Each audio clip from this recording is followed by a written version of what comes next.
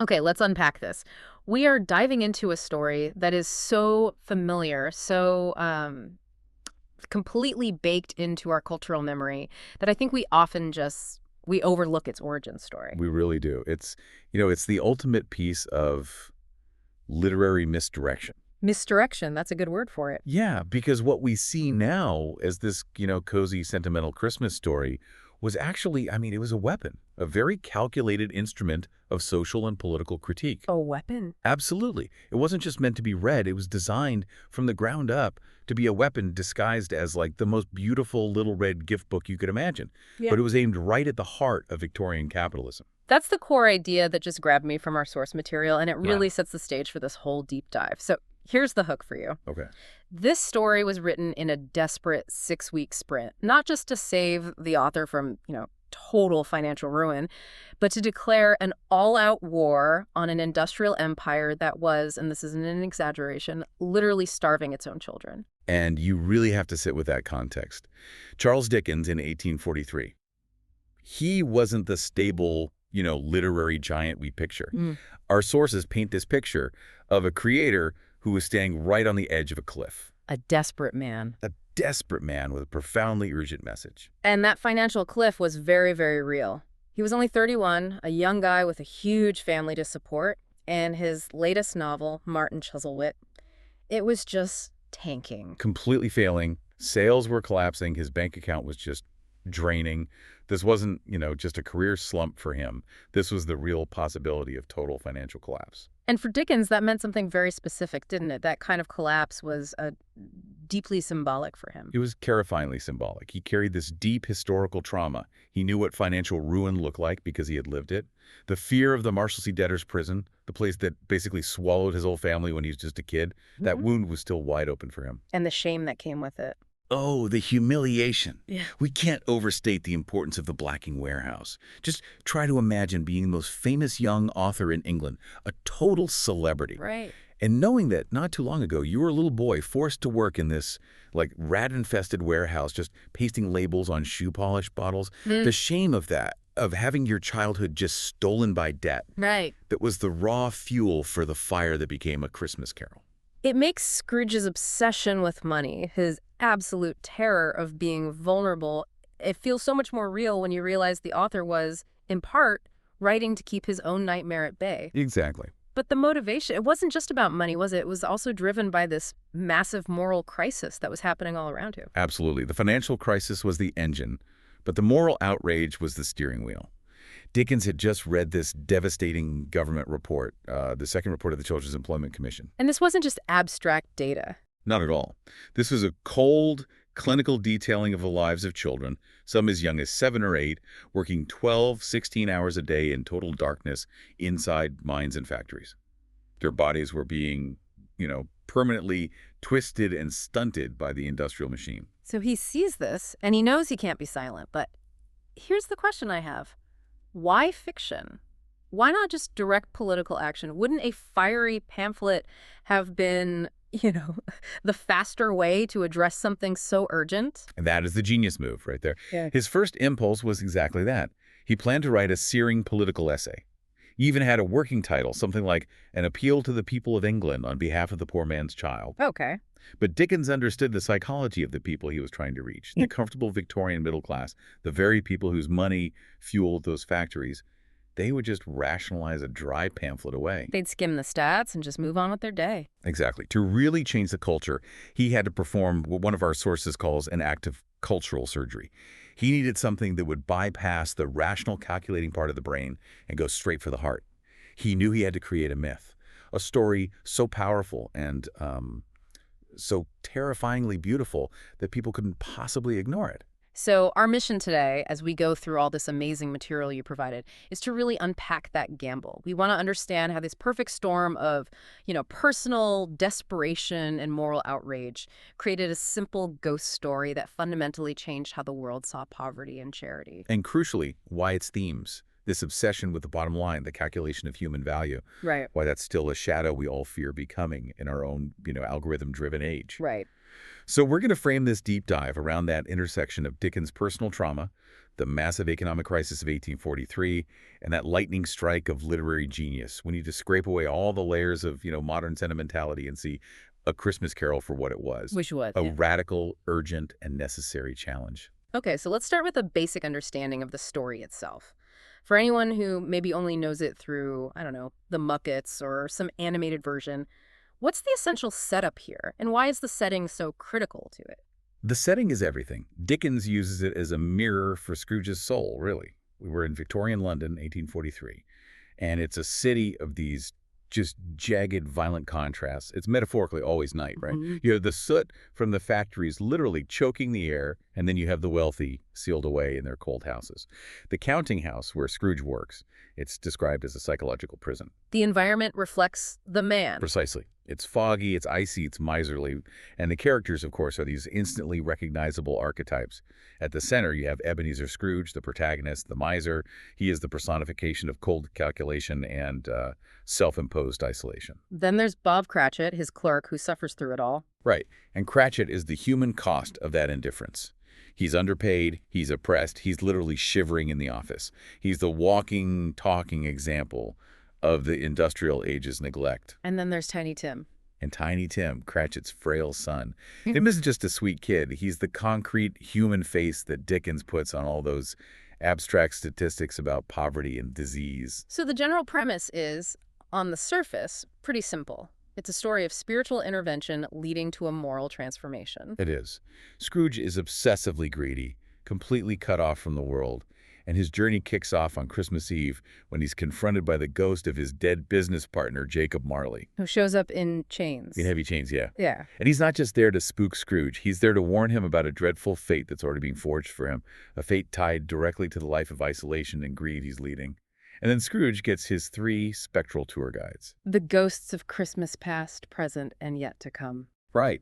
And they force him to confront his own history, the reality of his present indifference, and the terrifying, non-negotiable consequence of the future he's currently building for himself. Okay, let's move into spoiler territory then, because the precision of that arc is it's brilliant. These aren't just random spooky visits. The ghosts are targeting specific weak points in Scrooge's psychological armor. So what's the goal with the Ghost of Christmas Past? The past isn't just about nostalgia. It's about excavating the origin of the wound.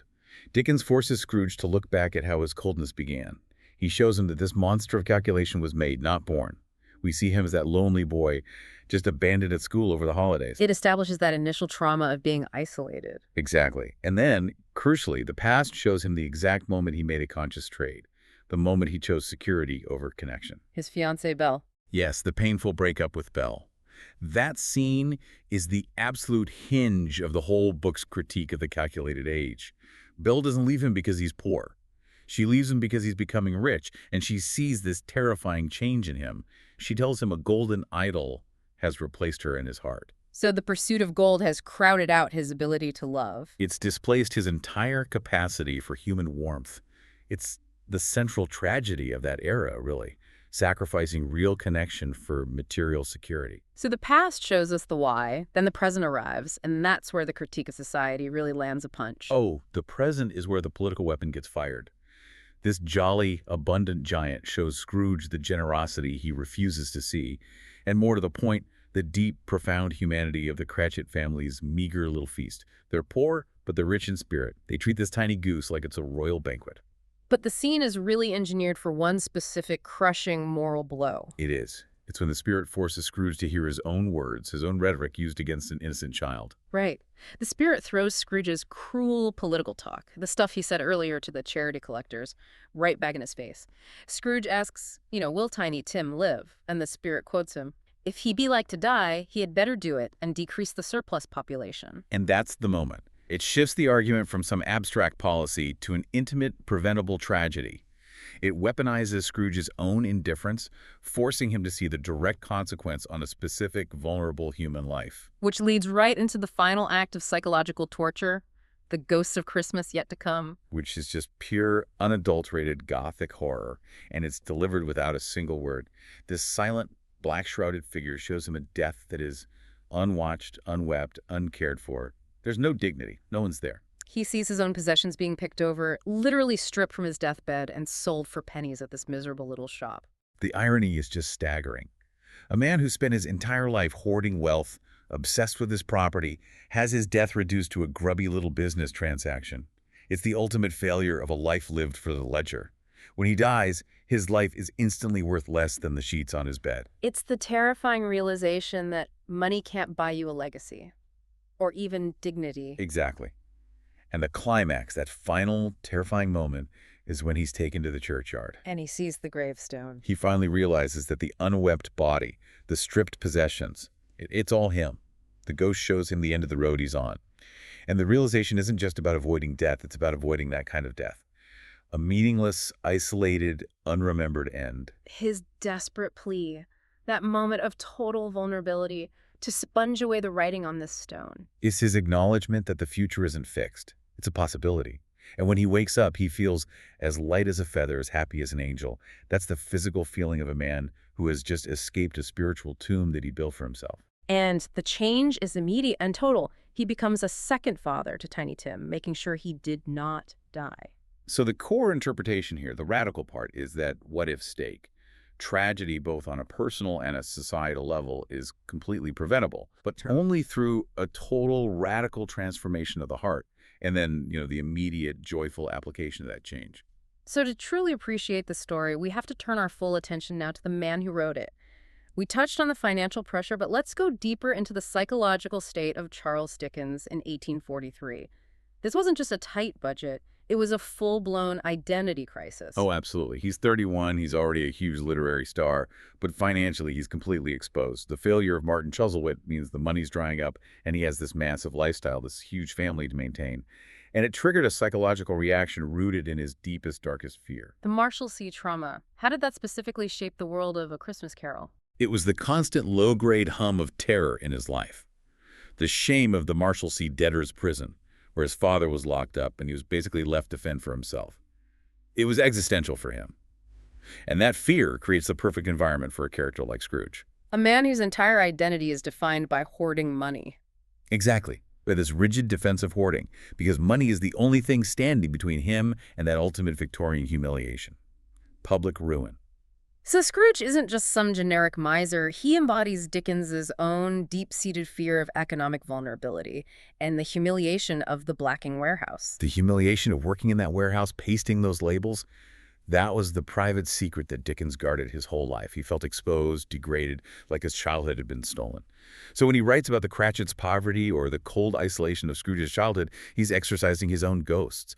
That trauma wasn't just fuel for the fire, it dictated the entire emotional landscape of the book. It's incredible that one of the most joyous stories ever written was born out of so much personal anxiety. But once the idea hit him, after reading that horrific report on child labor, how did he make that leap from a political essay to a ghost story? It was a moment of, I think, profound artistic insight mixed with a really savvy understanding of his audience. He knew a pamphlet, no matter how shocking its facts were about 7-year-olds in coal mines, would be easily filed away. People would agree with it intellectually but remain unchanged emotionally. Precisely. To achieve his goal, that cultural surgery, he had to bypass intellectual debate entirely. He needed to create a myth. He had to use the power of the supernatural, of terror, and of sentimental connection to create a new behavioral template. A ghost story would be read aloud, shared in families, discussed by the fire. It would infiltrate the very heart of the Victorian home. And the process of writing it sounds almost manic, which really speaks to the urgency he felt. The 6-week writing sprint was legendary. The idea hit him like a physical blow while he was in Manchester, the epicenter of all that industrial progress and poverty. And for those 6 weeks, he basically lived the story. The sources mention his intense walking regimen. He walked the London streets almost every single night, sometimes covering 15, 20 miles, often in the freezing fog and mist that he used to define Scrooge's world. He wasn't just walking for exercise, he was actively channeling the characters. He said he would weep and laugh out loud as he developed the story, claiming he could feel the spirits walking right beside him. Wow, he was literally walking the emotional landscape of the book into existence. He was, and his decision to fund the book himself shows how committed he was. He paid for all the publication costs, and he insisted on this incredibly high-quality production, red cloth binding, gilt-edged pages, hand-colored illustrations. This wasn't some cheap paperback. Not at all. He wanted the physical object to reflect the warmth and the richness of the message. He wanted it to be something people would treasure, ensuring it would survive. It was a piece of art, engineered for longevity and emotional impact, right down to the texture of the cover. Now, we absolutely have to anchor the story in 1843 because without the history, the story just risks becoming, simple sentimentality. Dickens wasn't just writing about a grumpy old man. He was challenging legally enforced indifference. He was launching a direct assault on the calculated age, a philosophy that had successfully dehumanized poverty. And the biggest institutional villain he was fighting was the New Poor Law of 1834. Can you just take a minute and explain the true brutal impact of that law? I think we need to understand just how cold state charity really was. The New Poor Law was designed to be terrifying. It operated on a principle called less eligibility. The law stated that conditions inside the state-run workhouses had to be deliberately, physically miserable. Worse than being a free laborer. Worse than the conditions of the lowest-paid free laborer outside. The goal was to discourage the poor from seeking help unless they were literally on death's door. It was an attempt to reform them through starvation and humiliation. It basically criminalized being poor. It forced families to break up and endure these inhumane conditions just to get a meal. Exactly. Dickens saw this as a profound betrayal of basic Christian charity. And this law was supported by a really grim political idea of the time, articulated by economists like Thomas Malthus, which Scrooge parrots almost word for word. The idea of the surplus population. This was the ultimate dehumanization. The poor were seen not as people, but as statistics, a drain on the national economy. The cruel but popular philosophy was that they should be allowed to die from famine or disease in order to, balance the books and keep the market efficient. It viewed death among the poor as an economic necessity. It did. And this is why our sources warn that this bottom-line obsession is the shadow we all fear becoming. It's a purely transactional view of human worth. So when Scrooge tells the charity collectors that the poor should go to the workhouses, or if they'd rather die, they should decrease the surplus population, he's not just being mean. He's not just a mean old man. He is a perfect echo of the prevailing brutal government policy of the time. Dickens is putting the words of the establishment into the mouth of his villain. That makes the book feel so much more political. But beyond poverty, Dickens was also trying to redefine Christmas itself, wasn't he? Yes, because in 1843, Christmas as we know it, the big family gathering, the feast, the mandated charity, it didn't really exist in the same way. It was a pretty quiet religious affair, often just another work day in the relentless drive for industrial profit. The industrial soot had literally covered up the holiday spirit. You could say that. Dickens, drawing on some older English traditions, was working to reclaim the holiday, to transform it into this non-denominational moment of mandated generosity, family reunion, and shared joy. He essentially gave the industrial age a necessary moral pause button. So the groundbreaking nature of A Christmas Carol wasn't its ghost story framework, which wasn't new. It was its intent to be that act of cultural surgery. It directly challenged the societal acceptance of isolation and indifference. By creating Scrooge, the ultimate isolated man, and then forcing his joyous public transformation, Dickens offered this powerful, emotionally charged counter-narrative to the cold economic philosophies of his day. He used empathy as a revolutionary tool. Let's move into the core philosophical conflict that gives the story its lasting power. And let's start with that beautiful metaphor you used earlier, the ledger versus the poetry. Scrooge is the perfect, terrifying embodiment of the calculated age. He sees life only through the cold, narrow lens of profit and loss. He looks at human connection, his nephew Fred's joy, and he just sees a distraction, a drain on his finances. He is completely unable to read the poetry of existence. That's the essence of his tragedy. Dickens is challenging the whole Victorian idea that value is only something that can be counted or weighed or traded. Scrooge represents the dead end of a life lived only for the self and the account book. He's a man so obsessed with the ledger that he's lost the entire vibrant, sensory human experience. And the story's argument is that the greatest values, love, community, joy, are unquantifiable. Exactly. And that inability to see beyond the ledger leads right into the theme of isolation versus interconnectedness, which is symbolized so perfectly by Marley's chains. Right, Marley's chains, they are probably the most potent symbol in the whole story. And they're not made of some spooky ghost material. They are explicitly forged from the tools of his trade. Cash boxes, keys, ledgers, padlocks, heavy purses. Yeah. They are the physical weight of a life spent only in the service of the market. It's the ultimate self-imposed prison. It is. They represent the burden of prioritizing business over people. Yeah. Scrooge has successfully isolated himself. He sees his nephew, the carolers, the whole world, as intruders on his solitude and his balance sheet. And what is the story's ultimate argument against that? Marley tells him, "Mankind was my business. The common welfare was my business. Charity, mercy, forbearance, and benevolence were all my business." The story argues that forgetting our fundamental interconnectedness is the most urgent moral crisis there is. And that brings us to the central moral dilemma of indifference. The question Dickens is asking the Victorian establishment is, can individual greed and systemic indifference actually destroy society? And Dickens' answer is a resounding, terrifying yes. And he delivers that warning visually through the Ghost of Christmas Present. Beneath the spirit's magnificent robes are ignorance and want. And these aren't just ideas. They're depicted as these yellow, meager, ragged, scowling, wolfish children. They're visceral. They are the children of the poor, but they're also the terrifying physical result of what happens when the wealthy classes choose indifference. They are Dickens' ultimate warning to the empire. The spirit points to the boy ignorance and says, "Beware of that boy, for on his brow is written doom." That's not a moral plea. That's a political threat. It absolutely is. The message is revolutionary. If society insists on ignoring the welfare of the poor, if it keeps saying they're a surplus population, then those children will grow up, not as meek victims, but as forces that will inevitably tear the empire down. It's a warning of social revolution, cleverly hidden inside a holiday story. But despite all that terror and critique, the story endures because it's ultimately about hope and redemption. That's the universal magnet that keeps drawing us back. Dickens offers this powerful assurance that the future isn't a fixed destination. Scrooge is shown shadows, possibilities, not unchangeable facts. The ultimate relief he feels is knowing he has agency over his own destiny. It's the highest hope. It is never too late to change. Okay, let's delve deeper into the characters, starting with Ebenezer Scrooge himself. Our sources call him the composite miser, meaning he's not just an invention, but a distillation of the era's worst traits. He's the industrial era villain, for sure. Dickens used that incredible visceral string of verbs to introduce him. Squeezing, wrenching, grasping, scraping, clutching, covetous old sinner. If you look at that list, it's all aggressive, defensive action.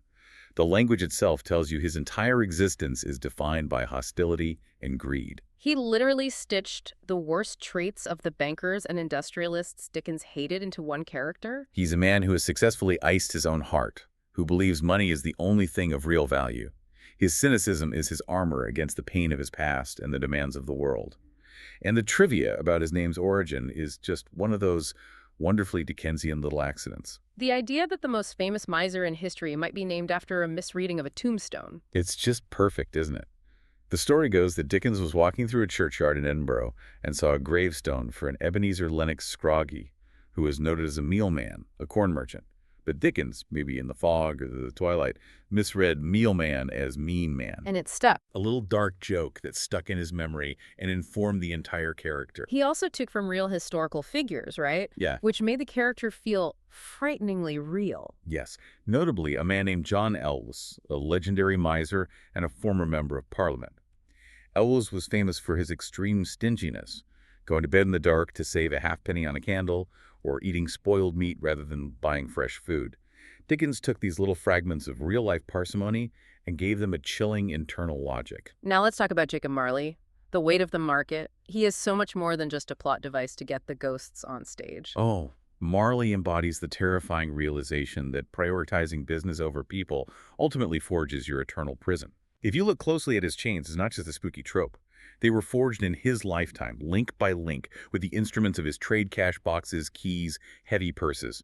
Marley is the ghost of unchecked capitalism, literally dragging the weight of his transactions for eternity. He is the warning that business success, if it comes at the cost of empathy, has an unimaginable, self-imposed cosmic price. And that price is eternal isolation. Marley's deepest suffering is that he can no longer help anyone. He can only wander the earth, witnessing suffering and being powerless to intervene.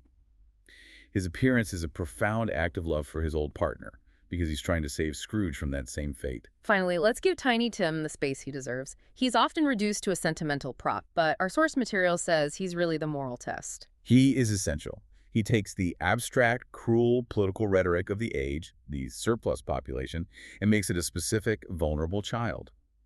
Dickens didn't just want you to feel sad, he wanted the reader to feel directly implicated. Tim's potential death is a preventable tragedy tied directly to Scrooge's change of heart and, his wallet. And there's the theological layer to him, too. He's the only character who really invokes a religious blessing against the purely secular economic logic of the calculated age. Absolutely. When he utters that famous closing line, "God bless us, everyone," it's an assertion of universal human worth. It directly refutes the economic theory that some lives are surplus. By making Scrooge become his second father and ensuring Tim did not die, Dickens makes the redemption tangible, immediate, and utterly profound. For those of us who love the craft of storytelling, let's look at how Dickens structured this book to achieve his goals. It's organized into 5 sections, which he called staves. That word stave is a very deliberate choice. It means a verse in a song or a hymn. By organizing the story that way, it immediately elevates it. It's not just a novel. It makes the text feel communal, ancient, almost like a folk tale, like a carol you'd sing at Christmas. It gives the story this inherent moral authority. And the symbolism of the 3 spirits is just incredibly rich. The ghost of Christmas past isn't just a standard figure of nostalgia. No, the past is this enigma of light and shadow. It represents the painful, fluctuating nature of memory itself. It has that bright jet of light streaming from its head, but it also carries a cap. And Scrooge desperately tries to force the cap down to extinguish the light, To suppress the painful memories. to suppress the shame of his childhood, of Belle's rejection. But the past resists. It shows that the past is never really dead, and its pain is absolutely necessary for Scrooge's change. The light and shadow show that memory is dual. It holds both happiness and the pain that eventually calcified his heart. Next, we have the ghost of Christmas present, the Jolly Giant. What's the purpose of his enormous size and immediate jollity? The Jolly Giant is the personification of radical, abundant generosity. He reflects the vast potential wealth of the Victorian Empire. He carries a torch, symbolizing warmth and light, and a cornucopia of food. He's meant to look like the ultimate feast, and the juxtaposition is key. He shows that the abundance to end all suffering already exists. But he carries that horrifying warning beneath his robes. Yes, ignorance and want. He symbolizes the idea that even in the middle of staggering national wealth, the Jolly Giant's abundance, there is this profound hidden moral decay. Dickens uses that juxtaposition for maximum chilling effect. The present is beautiful, but it's hiding a plague that will destroy the whole thing. And then the ghost of Christmas yet to come, the silent ultimate terror. This figure is the literary embodiment of silent, inevitable consequence. He's shrouded in black, he never speaks, he only points. And the silence is key. There's no conversation, no negotiation. It shows that the future Dickens lays out for Scrooge, a cold, unwept death, is being built by his present indifference, and it cannot be argued away. The sensory detail throughout the book is so important to Scrooge's journey from being iced to becoming human. It's a deliberate, systematic technique. Dickens was a master of sensory immersion. He uses the smell of roasting chestnuts, the sound of laughter from Fred's party, the cold London mist. He uses all of it to systematically wake up Scrooge's long-dormant senses. Scrooge spent decades shutting the world out, and Dickens forces him to start feeling and smelling and hearing again before he can start caring again. And let's just reiterate the genius of that opening line. Marley was dead to begin with. It's a masterclass. By insisting, immediately and unequivocally, that Marley is dead, Dickens establishes the essential prerequisite for spiritual rebirth.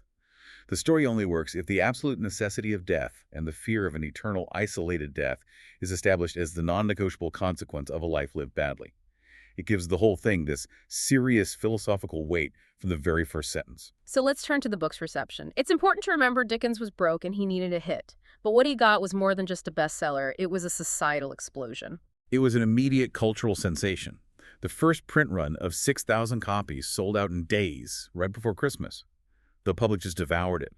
It was read aloud everywhere, in parlors, in factory common rooms. And the source material highlights that the impact was incredibly tangible, which really proves Dickens' genius in choosing a myth over a manifesto. The impact was measurable. In early 1844, London saw a noticeable spike in charitable giving.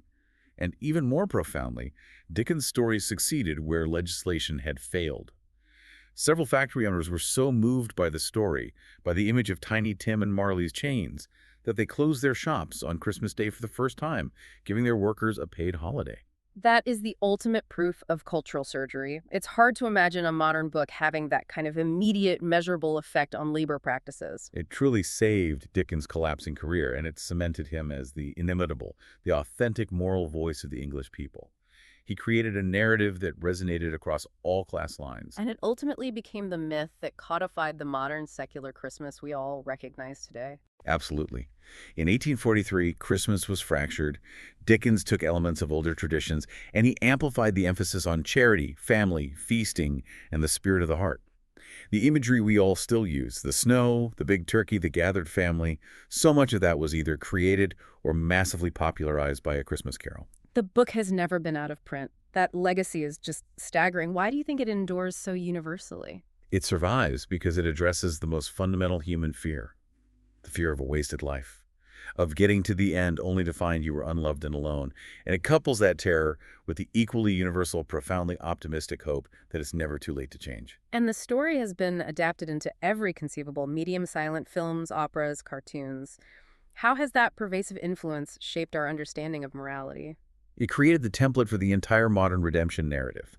It's the scaffolding for countless stories where a cold, cynical figure has to have a spiritual reckoning. Whether it's A Wonderful Life or modern stories of corporate burnout, that core mechanism, the forced look backward, inward, and forward, is borrowed from Dickens. It codified not just the imagery of Christmas, but the required moral posture of the holiday. Exactly. Every year, no matter the format, the story forces us to collectively confront that fear of isolation and indifference. It asks us if we, too, have placed a golden idol, our career, our algorithms, our financial security on the altar of our lives, displacing our empathy. The story keeps mattering because the problem it identified, the dehumanization caused by cold calculation, is still with us. As we wrap up this deep dive, let's reflect on what really stands out. For me, it's the sheer physical sensation of Scrooge's escape, that psychological relief when he wakes up. That moment is the ultimate payoff for all the terror he went through. The description of him feeling light as a feather is the physical manifestation of moral relief. He's escaped a spiritual tomb he spent decades building. Dickens shows us that transformation isn't just an idea. It's bodily, it's visceral. It changes your physical experience of the world.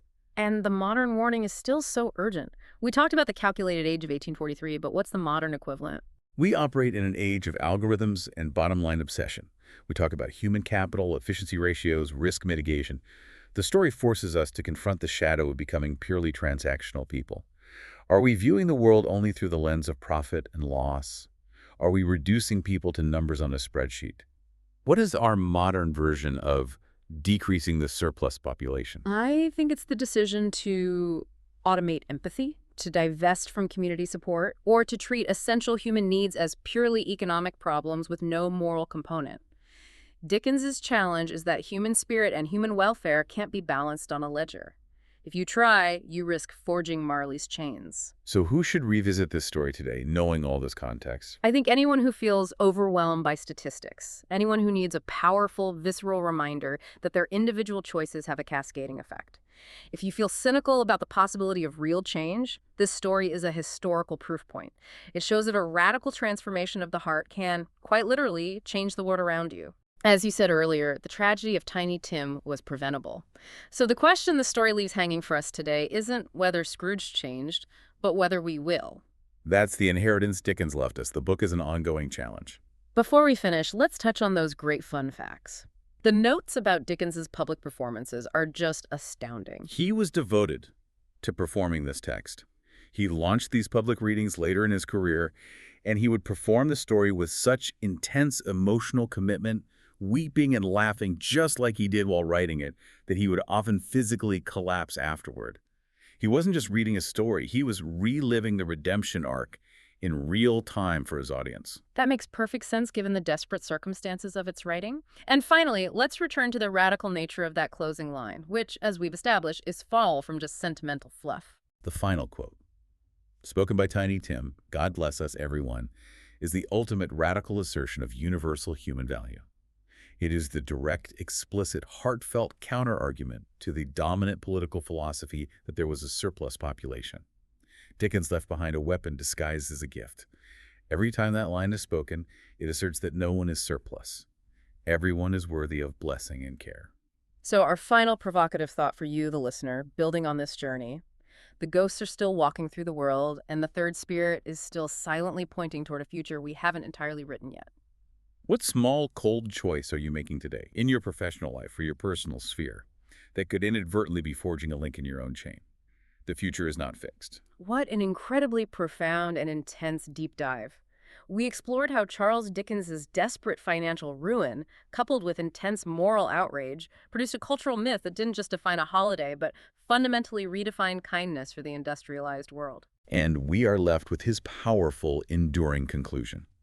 Every single time we choose empathy over the ledger, every time we choose community over isolation, we prove in a tangible way that the concept of the surplus population does not exist. Thank you for providing the source material that allowed us to unpack the immense weight and glory of A Christmas Carol. Go explore this classic, but read it now with the historical urgency and radical intent of its author firmly in mind. You might just find the ghosts walking beside you.